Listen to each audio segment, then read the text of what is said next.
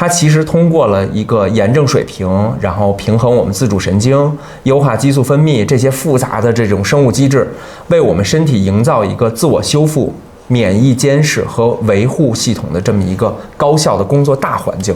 它其實才是我們健康生活方式中最大的背景支持，而且可以增加我们的效果。好的，孙医生啊，其实我们刚刚提到了说日常的这种养护是非常重要的啊，也就像我们节目一開始的時候提到過的，7分養10分的重要，它也10分的根本，能夠系統性的提升我們的健康韌性。那既然這個7分養這麼的重要，那是不是我們3分房裡面的一些這個比如說必要的影像的這種檢查，其實它的重要性沒有那麼強呢？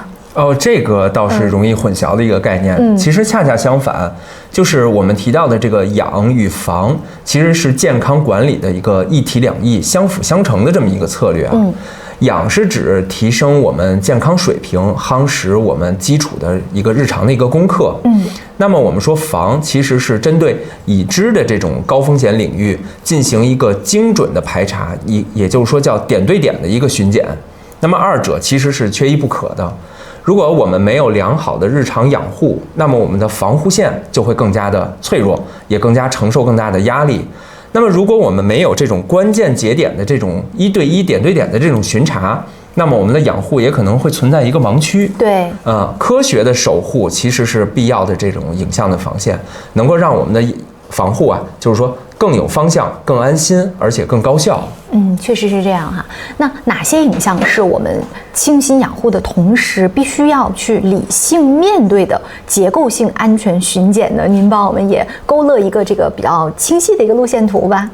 這塊其實說了就是挺多這個概念性的語言啊。咱們簡單的一點說啊，就是說我們把咱們自己比喻成一個精密生命的一個建築。這樣來比喻，那麼我們要進行階段性的結構安全評估，而且我們也要對我們就是說隨着年齡增長啊，對高風險的部位進行一個專項的一個排查。那麼我們其實影像的檢查單就相當於是這個專項排查啊，基於大規模的人群數據，包括我們的流行病學的數據啊，我們也查閱一些相關的文獻，我們就是想最高效的發現危害最大，而且我們可以通過早期干預就取得比較好效果的這麼一個健康的一個問題。這個比喻非常非常的恰當啊，叫做建築的評估啊，我們也就覺得很清晰了，就是這裡面到底這個7分養和這個3分防是怎麼一回事兒啊？那我們從最重要的承重結構開始啊，就是您剛剛提到過了，說我們的這個骨骼系統它的這個底線的檢查其實也是非常重要的。那骨骼系統它的底線檢查究竟是什麼？它對於我們這套精密的建築來說，它的關鍵點在什麼？好。那麼既然咱們說把人體比喻成為了一個建築結構哈，那麼大家可能也都裝修過房子，那咱們就說核心的承重結構，那肯定是我們的這個骨骼系統，對吧？那麼對於骨骼系統來講，核心的檢查應該是我們在臨床上提到的叫雙能 X 線骨密度檢查。這個其實是一個國際公認的一個診斷標準，也是對於骨質疏鬆比較敏感的。它這個怎麼能稱為是底線呢？因為骨質疏鬆啊，它是一個比較安靜的一個流行病，他們平時就是大家感受不到我有一些什麼樣的症狀，我不可能說感覺到我這個骨質疏鬆了。但通常是怎麼發現呢？就是比如說我們在某一次跌倒的時候，導致了我們說髖部，或者說脊柱。包括像老年人來講，像我們這個說這個股頭是吧？對，我們特別容易就發生骨折。那麼如果說早期我們通過我們剛才提到的這個雙能骨密度檢查的話，我們就可以發現我們這個骨量減少，我們可以早期的發現我們的骨質疏鬆。那麼我們就可以通過藥物或者說我们的生活方式去有效的一個干預了。干預的目的就是要預防我們的骨折的發生。那其實它也有適應的人群和間隔啊。比如說我們在臨床上大多數來講，比如說我們绝經後的女性啊，她就應該建立我們的這個基線。我們提到基線就是說我們要查一下我們的骨密度在我們這個年齡段它應該是多少。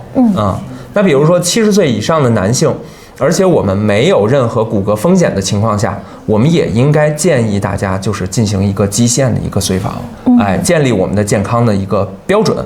或者說我們1-2年或者更長時間，我們再複查一下，看看有沒有前後的一個改變。明白了啊，那这个骨骼您刚刚提到，它其實是我包裹在我們的皮肉之內的啊，它是一個無聲的支柱。那還有呢，就是我們負責輸送我們的養料還有氧氣的我們的生命的網絡啊，比如說我們的心腦血管系統，我們又該怎麼樣去進行關鍵的底線評估呢？對，其實就是咱們老百姓老說的2個重要的觀點啊，一個就是說，